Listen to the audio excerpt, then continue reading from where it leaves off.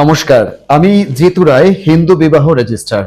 সম্প্রতি এই সেক্টরটিতে কাজ করার ফলে নানাবিধ প্রশ্নের সম্মুখীন হচ্ছি, তাই ভাবলাম সহজে এর সমাধান করা যায়, একটি ভিডিওর মাধ্যমে অনেকগুলো প্রশ্নের উত্তর দিয়ে দেওয়া যায়। আপনাদের যাদের এরপরেও কিছু প্রশ্নের উত্তর থেকে যাবে, কমেন্টে আপনারা প্রশ্ন করতে পারেন। তারপরেও আমার নাম্বার এবং হোয়াটসঅ্যাপ নাম্বার দুটোই দিয়ে রাখবো, সেখানে আপনারা হোয়াটসঅ্যাপে চাইলে আমার কাছ থেকে তথ্য নিতে পারবেন।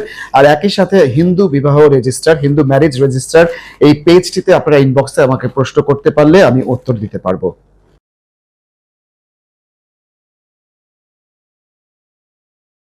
বেশ কয়েকদিন যাবত একটা প্রবলেম আমি ফেস করছি, সেটা হচ্ছে বিভিন্ন জায়গা থেকে ফোন করছে, একই রেজিস্ট্রেশনের জন্য ৩-৪ জন ফোন করছেন।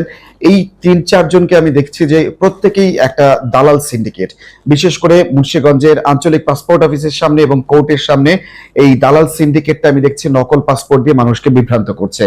গত সপ্তাহে আমার কাছে আমেরিকান প্রবাসী একজন এসেছেন, যার একটি নকল সার্টিফিকেট নিয়ে তিনি আমার কাছে এসে বলছেন যে এই সার্টিফিকেটটি কি সঠিক নাকি যাচাই করে দেওয়ার জন্য। আমি দেখলাম যে নামটি ব্যবহার করা হয়েছে সেটি সম্পূর্ণ ভুয়া একটি নাম, কিন্তু তার কাছ থেকে বড় একটা অঙ্ক নেওয়া হয়েছে এবং সেই সার্টিফিকেটটি তাকে দেওয়া হয়েছে মাত্র 30 মিনিট সময়ের মধ্যে। তার মানে একটি শুধুমাত্র একটা পাতার মধ্যে লিখে তাকে সার্টিফিকেট বানিয়ে দিয়ে দিয়েছে। এটা কোনো সরকারি নথিতে নথিভুক্ত হয়নি এবং সেটা রেজিস্ট্রেশন হিসেবে গ্রহণযোগ্য হয়নি, কিন্তু তারপরেও তার কাছ থেকে বড় একটা টাকা নিয়ে দিয়ে দেওয়া হয়েছে। এই দালাল চক্রের সিন্ডিকেট থেকে আপনাদেরকে মুক্ত করবার জন্য আজকের আমার এই কথাটা। এবং সেটি মাত্র শুধু যে মুন্সিগঞ্জে তা না, কিন্তু সারা বাংলাদেশে এই দালাল সিন্ডিকেটটি রয়েছে। আমি সেই ক্ষেত্রে আপনাদেরকে বলতে চাচ্ছি, দুই ধরনের সিন্ডিকেটের মধ্যে আপনারা পড়তে পারেন। নতুন বিবাহ যারা করতে চায় তারা কিন্তু এই ধরনের সিন্ডিকেটের মধ্যে পড়ে যায়। বিশেষ করে কোর্টের সামনে গিয়ে তারা মনে করে যে কোর্ট ম্যারেজ যেটি করতে চায়, নিজেদের ইচ্ছায় বিবাহ করতে চায়। দেখুন, হিন্দু আইনে নিজের ইচ্ছায় বিবাহ করতে গেলে আপনাকে অবশ্যই মেয়েদের ক্ষেত্রে 18 এবং ছেলেদের ক্ষেত্রে 21 বছর নির্ধারিত হতে হবে, তারপরে আপনি করতে পারবেন। আর কোর্ট ম্যারেজ যে শব্দটি, এই শব্দটি হিন্দু আইনে কোথাও নেই। সপ্তপদী, যাকে আমরা বলি একজন স্বামী তার স্ত্রীকে শাখা সিঁদুর পরানোর পরই তারপরেই তারা হিন্দু রীতি অনুযায়ী অগ্নিকে সাক্ষী রেখে 7 পাকে ঘুরে ব্রাহ্মণের উপস্থিতিতে তার মাধ্যমে মন্ত্র পড়ার মাধ্যমে যে বিবাহটি সম্পন্ন হয়, তারপরে এটি হিন্দু আইন অনুযায়ী বিবাহ হিসেবে গ্রহণযোগ্য হয়।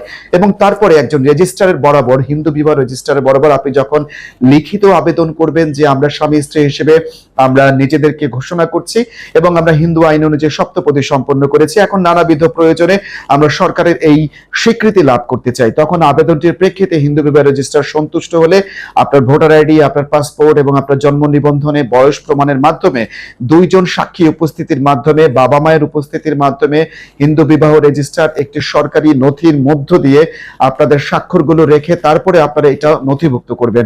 এরপরে আপনাকে 3টা সার্টিফিকেট দিবে। যেমন ধরেন, এই যে আমার সর্বশেষ চূড়ান্ত পর্যায়ে যেটি, সেটি হচ্ছে এই খামটির মাধ্যমে আমি তাদেরকে দিয়ে থাকি। আর যে 3টি নমুনা আমি আপনাকে বললাম, সেটি হচ্ছে এই 3টি নমুনাতে অবশ্যই এখানে এরকম সার্টিফিকেট থাকবে এবং এখানে 2টা ছবি থাকবে। আমি নিরাপত্তার সাথে সেই ছবিটা ব্যবহার করছি না। তারপরে এখানে রেজিস্ট্রেশন থাকবে, রেজিস্ট্রেশনের মধ্যে সম্পূর্ণ তথ্যগুলো ইংরেজিতে থাকবে, কবে কখন কোথায় কার মাধ্যমে আপনাদের বিবাহ সম্পন্ন হয়েছে। তার সাথে থাকবে একটি নকলনামা, যেটি বাংলায় আপনি যে কোনো কাজ ব্যবহার করতে পারবেন। এই সমস্ত কাজগুলো সরকারের নথিভুক্ত হওয়ার পরে আপনাকে রেজিস্ট্রার বুঝিয়ে দিতে পারবেন। এর মাধ্যমে সম্পন্ন হয় একটি রেজিস্ট্রেশন প্রক্রিয়া। আর আধা ঘন্টার মাধ্যমে পাসপোর্ট করতে গিয়ে, ভোটার আইডির নাম পরিবর্তন করতে গিয়ে বা কোর্ট ম্যারেজ যে শব্দটা আমরা শুনছি সেগুলো করতে গিয়ে আপনারা কিন্তু বিভ্রান্ত হচ্ছেন। অতএব আপনার সংশ্লিষ্ট উপজেলাতে ফোন করে আপনি কিন্তু জেনে নিতে পারেন, বা একটু কষ্ট করে গুগলে সার্চ করে আপনি কিন্তু জেনে নিতে পারেন যে আপনার জেলা উপজেলায় হিন্দু বিবাহ রেজিস্ট্রার কে রয়েছেন, তার মাধ্যমে তথ্যটা আপনি সংগ্রহ করতে পারেন। এই দালালের খপ্পরে পড়ার এখন সেই সুযোগ নেই। আধুনিক যুগ, কেন আপনি আপনার মোবাইলের ডিভাইসটা ব্যবহার করছেন না? ডিভাইসটা ব্যবহার করে কিন্তু আপনি তথ্যগুলো পেয়ে যেতে পারছেন।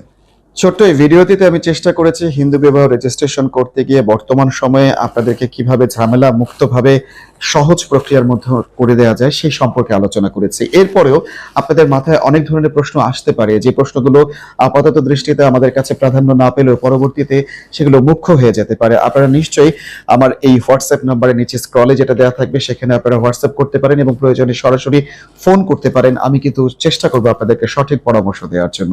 আর আমি যেটি মনে করছি যে এই আধুনিক যুগে আপনি কেন নিজের তথ্য সমৃদ্ধ না করে আপনি ভোগান্তির শিকার হবেন। অতএব দালালের দৌরত্বের থেকে নিজেদেরকে রক্ষা করবার জন্য সঠিকভাবে, সঠিক প্রক্রিয়ায় বিবাহটি রেজিস্ট্রেশন করুন এবং সহজে আপনার প্রয়োজনীয় কাজটা আপনারা সেরে নিতে পারেন।